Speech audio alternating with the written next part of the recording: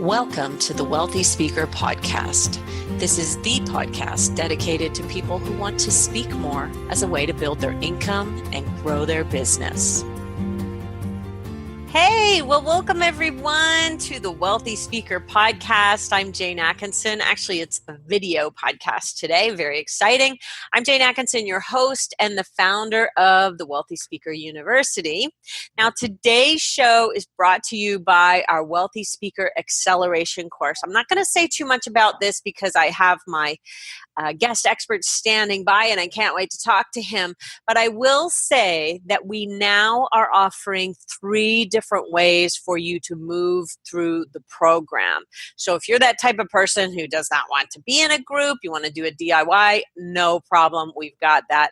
If you're someone who actually wants a fair amount of coaching, we've also got some options on that. So hop on over to wealthyspeakeru.com. If you are a new speaker, you're frustrated, and you would like to get going just a little bit faster, we would love to see you over there, and we'll have a little strategy session to talk to you about. Now, one of the things that we do in our program is developing content. How do we develop content? How do we become a content machine? And our guest expert, Scott Ginsburg, is indeed a content machine. Welcome, Scott. Thank you. Nice to see you again, Jane. I'm so glad. You know, I'm doing this one for purely selfish reasons, Scott, because I'm in the middle of a big project. And, you know, I feel like I have 2 speeds, off or like full on. Sure. And sometimes when I get turned off, I need a little inspiration to kind of get it going around. And I think you are the perfect guest to kind of get this whole content machine rolling again. So let me just share with everybody, Scott, the 1 paragraph bio that you shared with me, because this is hilarious. It blows me away. Since 1999, Scott Ginsburg has profitably created 35 books, 8 musical albums, 3,000 articles, 600 speeches, 88 training videos, 5 software applications, 3 music films, 1 game show, and a globally recognized brand on approachability. He is also the world record holder for wearing name tags. And I think that's a great place to start, Scott. You know, I know the story behind the name tag, but why don't you share that with everybody as a starting point here today? Sure. So this story was 6,374 days ago, which is about 18 years. And when I was in college, I had this idea to wear a name tag just for fun as like a social experiment. And literally the minute I put a name tag on and started walking around campus, people treated me differently. And I felt seen in a way that I had never felt before. And I treated other people differently, and I saw people differently. And it really just sort of transformed the whole dynamic. So not having any ambitions of being a career out of that, I just decided to continue wearing a name tag for fun. And then it went viral on campus, just sort of word of mouth, pre-technology. And then I decided to write a book about it, which later went viral for real on the internet.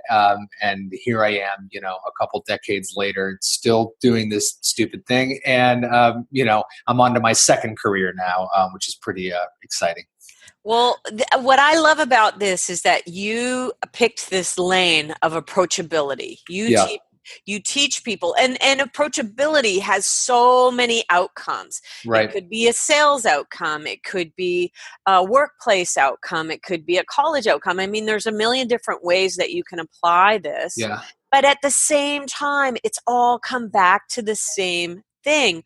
What do you think the value for those people who are still kind of fighting against the idea of picking a lane? What do you think the value of becoming known for one thing has been for you? Yeah, that's a really good question. And I think that you can debate it either way. I mean, there's some times when I don't want to pick a lane and I want to do other stuff. So let me answer this question with both sides. Okay. I think in the beginning, it's important to pick a lane because it differentiates you and it gives you some constraint.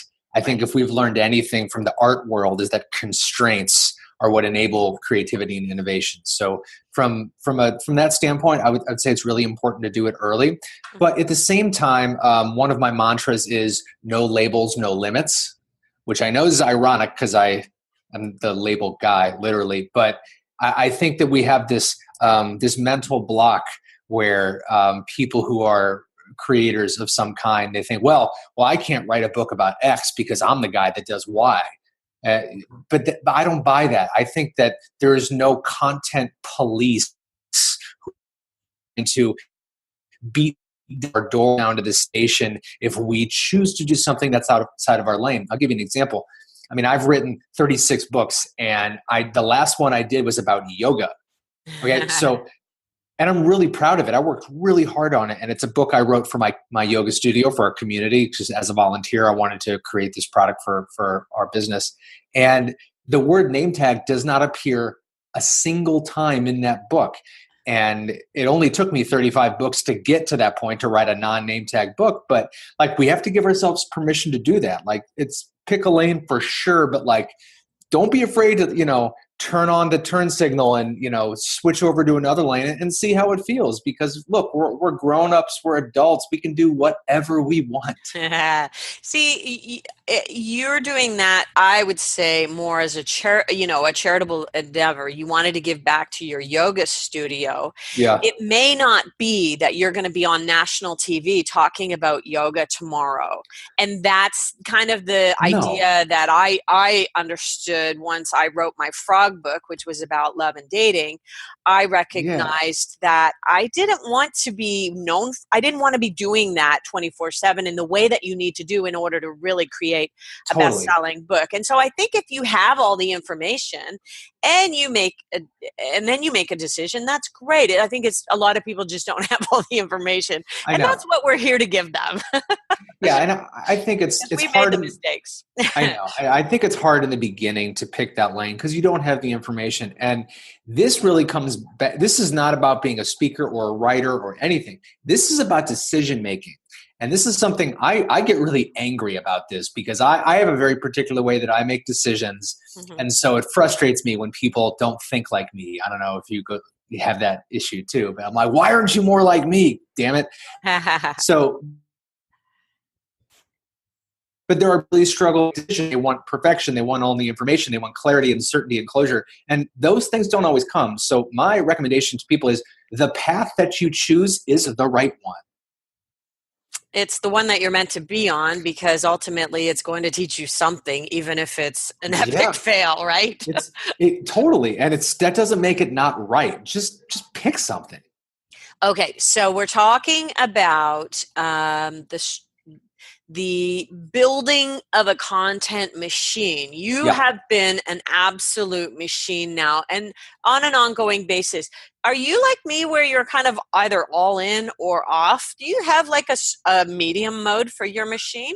I didn't used to, but once I started having stress-related injuries and was hospitalized multiple times for my workaholism, I realized that it's actually okay to have a dimmer switch. It's okay to not be all in or all out all the time. So initially, no, it was black and white. But now the yoga book is a really great example. So, this is a project that I've been slowly working on for, 10 years.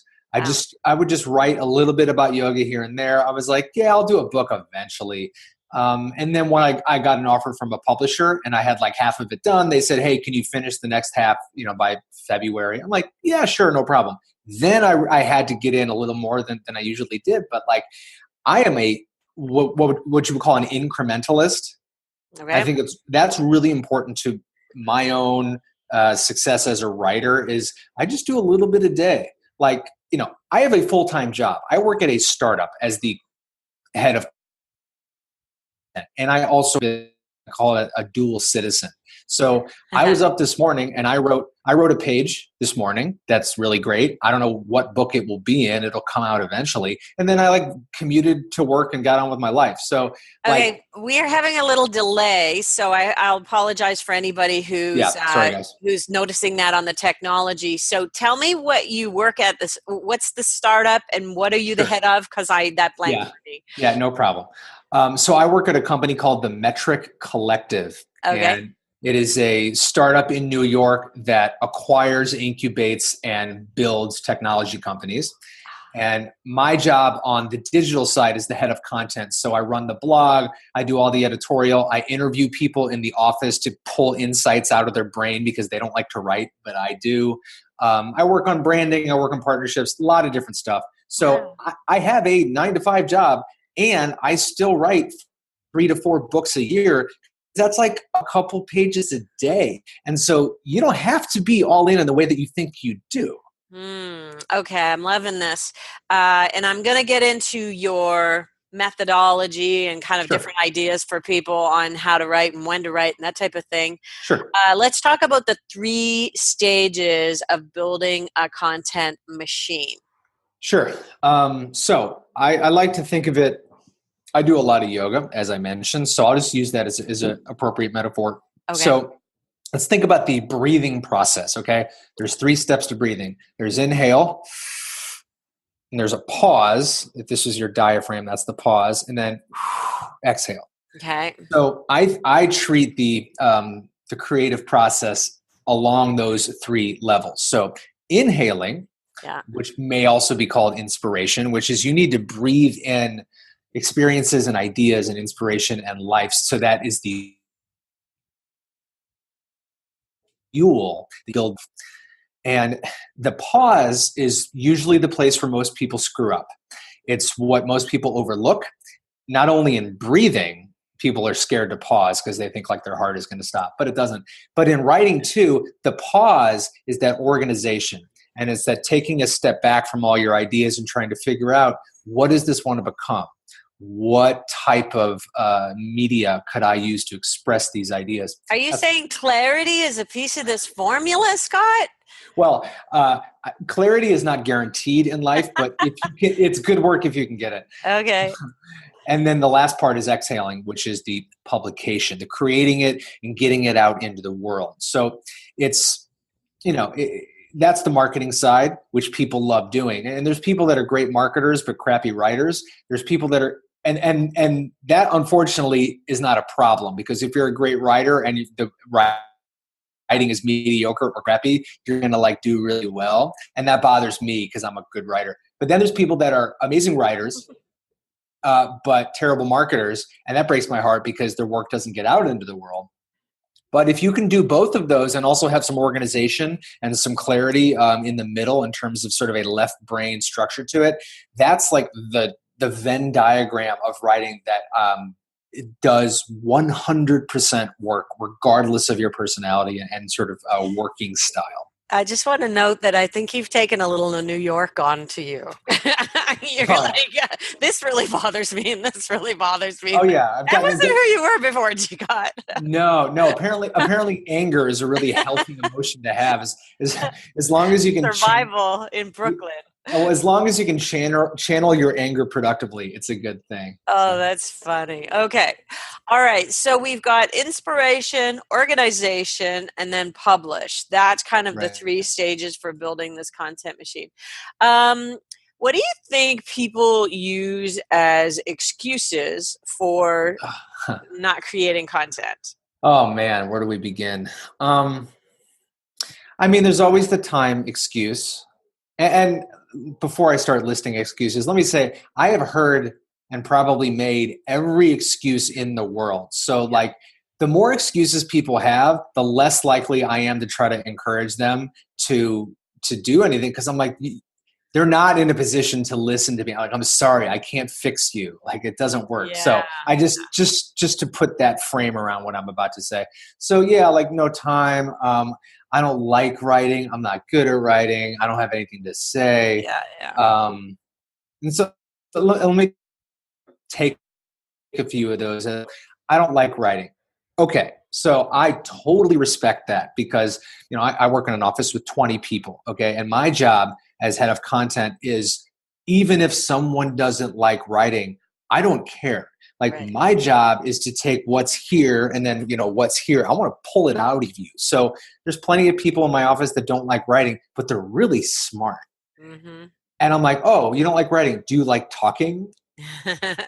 And if they do, great. We'll sit down. I'll interview them. I'll record it. I'll get it transcribed for 10 cents a minute. And then the content is done. That, subverts that excuse. Or if they don't like talking, we'll jump onto Slack and we'll instant message back and forth all week. And I'll put questions out and I'll turn that into their content. Like, there's ways around all these excuses people have. And I think what it goes back to is a definition. So when it comes to writing, or insert here a thing you don't like, writing, creating content, etc. Well, how do you define that? Because people think that writing is defined as like, I have to type, I have to put words on a paper. Not necessarily. All it is taking what's here and getting it out there. And there's a million ways to do it now. Do you have good ideas? That's maybe the question. And Yeah. how do you want to share your ideas? And I think nowadays, if you are adverse to writing a blog every week, then you do a podcast, or you do a vlog, or whatever. There's a lot of different ways to get your content out. So as the content machine, you've done all of those things. Yeah, and even, your comment, do you have good ideas? I would even say the word good is a dangerous excuse, because that becomes a judgment too. I think our job is to judge later in the process. Mm-hmm. Like, forget if you have good ideas. Do you have bad ideas? I have tons of bad ideas. I've built an entire game show out of my horrible ideas, and it is like the most fun project I've ever done. So don't label it. It's not good. It's not bad. It's not useful. Just get it out. I love it. Okay, so let's circle back to the time excuse. I think probably the majority of my, we'll call them like intermediate to upper end speakers, they're just struggling to find the time to create. Let's say they need to write a book, and I'm just busy speaking on the road all the time, and that's really taking up all of my time, and I can't carve out the time. Let's speak to that. Okay. So, let's go back to the original assumption is I have to write a book. So the word have, H-A-V-E, is a dangerous word. I have a list of dangerous words that I've been writing. I'm going to grab my phone right here. So here's a list of words that people say at the beginning of these types of conversations that like screw them until the end. Here they are. Deserve, should, fair, expect, demand, must, earn, insist, right, have, they, own. Like, these are words that trip us up before we even start. So if you have to write a book, do you have to write a book like because Jane said you did, or because the board of NSA, yes. because whoever the current NSA president says you have to have a book? Like, no, you don't have to do anything. You're a grown up. So like that's the first thing. Let me just get that out of my system. But let's say you do have to write a book. Okay, great. So you're on the road speaking. Well, first of all, congratulations, because there's a lot of people who aren't fortunate enough to be out there getting to have paid. That problem. Yes. So what a great problem to have. I want you to think about it positively from that standpoint. And then, well, if you're out there speaking so much, well, wow, it sounds like you already are writing every time you're on stage, but maybe you're just not documenting. So perhaps a $50 purchase of an MP3 recorder could document all of your speeches. You can use my favorite resource, which is called Temi, T-E-M-I, Temi.com, which is the 10 cent a minute machine learning transcription service. Upload it to Temi, and then when you get back home on Friday afternoon after a week of speaking, you look at all your transcriptions and the writing is done. You just have to edit it. That is one workaround to the excuse of not writing. There are people that still isn't going to do it, and that's okay too, because I have colleagues that have been working on their book for 15 years. It literally is never going to happen, and it's okay. I have empathy for them. Again, there's no writing police that's going to get you in trouble. So, like, back to that original assumption, maybe like a book isn't your thing, and that's okay. Yes, I think people will have to pick what medium is going to work best for them. I do have clients who they're so good at writing, and they can find the time. They can carve out the time. It's just not happening. Totally. And that actually leads us to one of the other excuses is that whole not good enough syndrome. Oh You yeah. know, thinking that your stuff, why would anybody care? Why would anybody want to read this? Yeah, and I get that, we all struggle with that. Anyone who's been on stage or on a page or in front of people has the imposter syndrome. And so I get that. And that's something that people have to work out on their own. I mean, worthiness is like the core psychological need we all struggle with. So I have no insight on that, but here's what I can share. That about the word is assuming that it's important that everybody reads your stuff. So think of it this way, okay? I've written 36 books. Half of those nobody has ever read. No, I literally look at the numbers. No one's bought them. No one gives a shit. And that's okay. And the reason is because I love writing. I do it for me. I do it because it grows my portfolio and the value that I bring to the world. So if I'd only written 5 books because I was afraid nobody would read them, well, that versus the guy who's written 36 books, no one cares that no one's read my 36 books. They just care that I wrote them. Right. So I do it because it brings me joy and because it's useful in the world. And I've just surrendered to the fact that most people don't know who I am. The people that do know who I am haven't read my books. The people that have read my books haven't finished them. The people who finished my don't really care. People who do care aren't going to email me. And the people who do email me are just going to say, hey, there's a typo on page 186. So like, we just need to have some humility in the process and just surrender this need for everybody in the world to hear our stuff, and do it because it's useful to you, and do it because it grows your business, and do it because you'll be glad you did. Okay, so the 36 books, I'm just curious. This is a little squirrel hole that we're going to go down here. What has been your most profitable book? I have no idea. And the reason is because I give away most of my books for free. They're downloadable on the internet. I never kept track of sales. I had books stolen. I lost books in the fire. I don't know. Who cares? I'm curious. I was just curious. I figured you would have had one that was like your front runner, the one that everybody wants as a part of it, an audience gift or something like that. Well, I don't sell them in the back of the room anymore, so they don't really get a choice. Like, I have a book. It's called The Name Tag Principle. I have that book that I use like for events. If I do an event and there's 100 people and it's part of the package where everybody gets a book, I picked that one because it has a blank name tag on the cover, which means I can write something goofy on it. So like, that's just the most joy for that particular book. I mean, I wrote the book when I was 30 years old. So there are things I've learned since then that I think are better. So I don't know. But you'll give that in the speech, right? So you can. It looks cool. It's a daily devotional, which means it's 366 days. Like all my books are like that, but that was like, I really did a good job on that one. I gotta say, but profit, dude, I don't know. See, the business side of me is just like, what? Yeah. Anyway, that's okay. We're talking here about content creation, and I hope that and that's important. I'm not a great business person. People should know that. Okay, I'm a writer. I'm a writer who knows how to be an entrepreneur, but I'm not a great business person, which is why I got burnt out and got a job at a startup so I can just make stuff on my free time. So that's people don't, if you really are into business and you want to grow it, then you should definitely not take my advice at all. I don't measure shit. Well, we're talking about content creation, and you do know how to create content, and I just feel like we just qualified that quite nicely, actually. Yeah, so that's good. All right. So what do you think the mistakes people make around their content might be? Frequency, I would say, is a big mistake, meaning not enough. Right. So or infrequency in terms of if you're posting a blog or something like that. Yeah. I mean, it's hard to tie yourself to a schedule, and I understand discipline is difficult when it comes to something like that.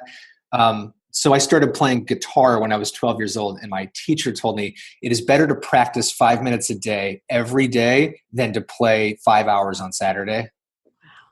That's good advice. And that's the incrementalism that I talked about before. So better to write, a 300 word blog post every day or 3 days a week than to try to like go for the goal on Friday with the 2,000 word post because SEO is better because it's 2,000 words. Like, I think the frequency is something where people mess up. That's my first one. Should I pick another mistake? Sure, sure. Oh, I don't know. Mistakes writers make. Okay, so this goes back to our original topic about picking a lane, Hmm. which is being afraid to write about something that is like off brand. Like, oh no, like I can't write about this. I have this sales book. If I write something about like leadership, like I'm going to get in trouble. So I think that it's important that people allow themselves to write about whatever they want, to write about something really personal or to get really angry or to get really sad or to be sappy or cheesy or corny. Like I love doing that. And just allow yourself to do it. Like, just remember, nobody's reading it anyway, so you may as well have fun with it. Remember, humility. I love the humility part. I'm not sure about the nobody's reading it anyway part. At least I hope that's not true for some people, including myself. It's not whether it's true, it's how that affects your process. Yeah, yeah. And yeah, I think if you come at it from the perspective of, oh well, I'll just put this out there because nobody's reading it Right. anyway, it just doesn't matter. I'm just going to. But I would like for my clients who are business people to connect the dots back to what they're being talked about. And I get that you're a content creation guy, and I think we'll just agree to disagree on what all the topic genres should be, and Sure.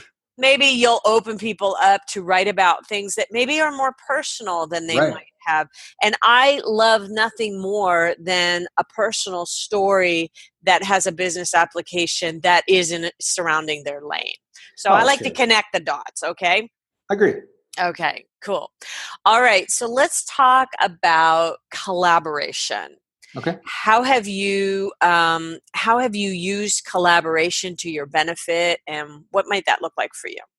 Well, for me, the best collaborator I ever had and still have is a guy named Jeff Brown, and he runs a company in St. Louis called Trifecta Creative.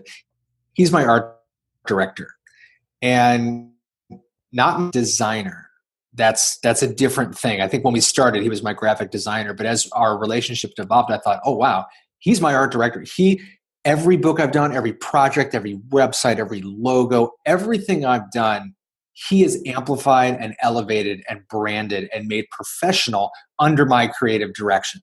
So the best thing I ever did was find this guy that I love and trust, Mm. and I can say, Jeff, I have a great idea. It's a game show. It's called Steele Scott's Ideas. We got to bring this thing alive. Go for it.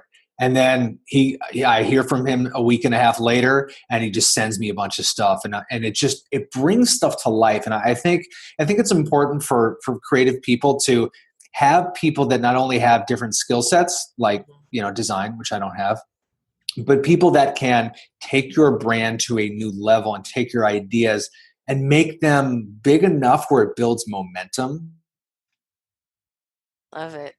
Started the game show a couple years ago before it was a game show. It was just an idea, but because Jeff made a logo and because he helped me kind of build it out with these devices, these visual representations of what my dream was, it made me want to make it come true.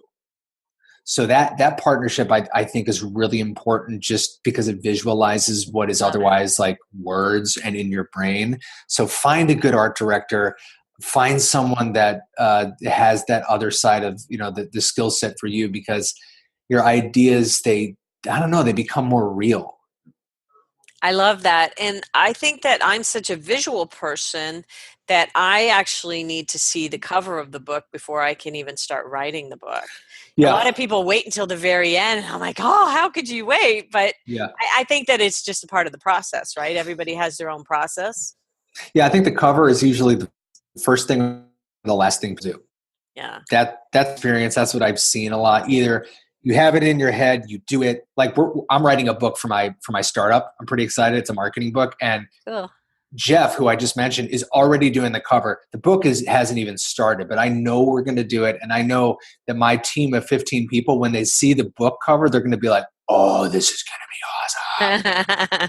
So I think it works in that way. Or sometimes you don't know what the book is until you're done with it, Yeah. and then when you finish it, you're like, "Oh, okay, now I can do the cover." So I think it's either beginning or end, in my opinion. That's fun. Tell us a bit more about the startup. I'm just curious about that. Yeah. So, I mean, since 2012, I've been working full time at a bunch of different places. I started my record company in 1999, started writing books in 2001. So I've been doing this for quite a while and just got burnt out and bored and just done with it all. So, um, worked these and worked for a startup last year, and then now work for a new startup. Hang on. Can you still hear me? I'm getting an unstable connection. Yeah, Notice. me too. I'll Okay. apologize to our listeners. Yeah. It's a Wi-Fi issue today, even though we're hardwired. Yeah. It's a Wi-Fi. Okay. So, yeah, the startup I work for, it's really great. So a lot of our clients, or most of our clients, are retail and e-commerce company. Mm-hmm. So they're selling clothes or accessories, and our job is to build out performance marketing programs with paid search, paid advertising, email, marketing automation to help their brands grow. And now I'm not client facing like a lot of the account people are. But as a startup, my job is to help grow our brand, work on our value system and deploying that and getting a sense of our philosophy and editorializing that throughout the industry. Because what we do is really special and really different. And it's cool to be able to take everything building my own companies now and use it for the Metric Collective, which we are here, and it's super satisfying. That's really fun. How much would you say that you need to build story into the content of what you're selling or Yeah. yeah, to what you're doing your daily job? Oh, it's huge. I mean, so last week I was interviewing one of our account managers just to talk about his strategy for his e-commerce clients, and what he talks about is it's not just like running Facebook advertising to like boost sales. This is about building an overarching campaign narrative, Mhm. which is a marketing performance term, but this is the same thing all of us can be thinking about. It's even the product description on the Shopify store telling everything we do is structured in a way where this isn't me selling single mothers a handbag because it's really convenient. This is about saying, hey, you live a particular type of life, and like this product, we want to be part of that. And so we're going to join you in your lifestyle, and this is the stuff we sell, and we think that'll match up. And that's just a different approach that we take to marketing, and it works really well. I love that term campaign narrative. Yeah, right. Thinking about what that whole what is it that you're really trying to say, and Yeah. certainly that's something that I work harder at in terms of the social media coming out of this office to create a narrative. And honestly, I don't think I've nailed it yet, and I'm hoping to turn a corner on that here shortly. Well, I mean, the example I can think of, Jane, when you came to NSA St. Louis in 2011, maybe, the way I really love the way that you presented. You said that you had just finished a speech where you got a standing ovation. You got in your limo back to the airport. You got a text message that said you closed another speech, and like you built this whole story. And that was my favorite part of that talk, is I thought, like you're building this vision of like where you want to go to. And I mean, if that's not a narrative, I don't know what is. That's interesting that you say that. That's been how I've been opening my presentations now for years. Yeah, I And love it. I would say that my least favorite of my own presentations, I didn't do that. I tried to Yeah, change it up to something right. else. and I missed it so much because I feel like that's what people really glom onto. And Yeah, so I love it. I recognized that. And even the day later, I went back to my old standby. It still works. You know, when you get an opening that really, really works and I captures people, know. and you remember that, how long ago was that? That was 7 years ago. 7 years ago, and you still remembered it. And so, and it's in the front of the book too. So I think that maybe that is my campaign narrative. Maybe that's what we need to build everything that we are going forward around. That's It's it's good. it's powerful. I got my price of admission to this podcast. Thank you very much, Yeah, Scott no Ginsburg. no charge. That's cool. All right. So if we're trying to be kind of, well, let's just look back over the course of all of the things that you have created. All the books, albums, articles, Mhm. speeches, videos, software applications.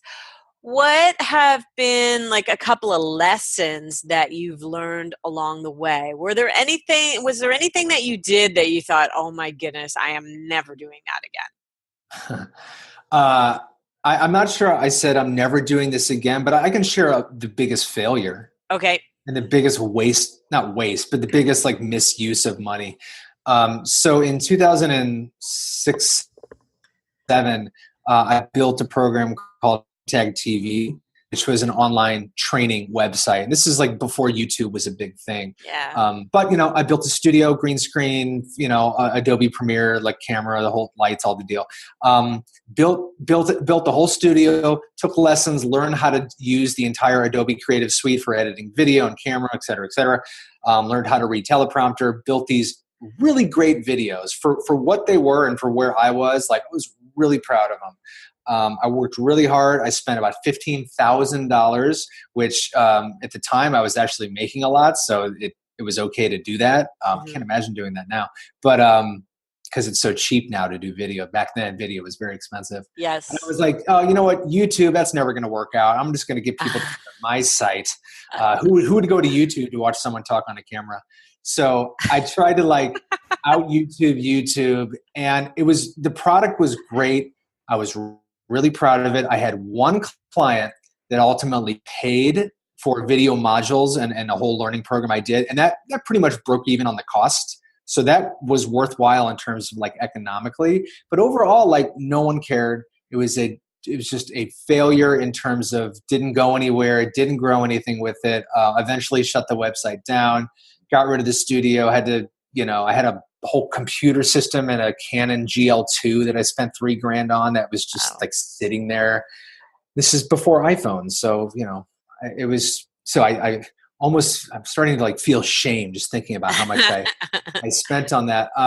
But it did teach me how to produce video and how to speak on prompter and how to create learning modules and do training. And I learned the Adobe Creative Suite, which has now served me in a lot of ways. Like my last job last year, I started doing videos just like Name Tag TV, but for my European startup, like same structure.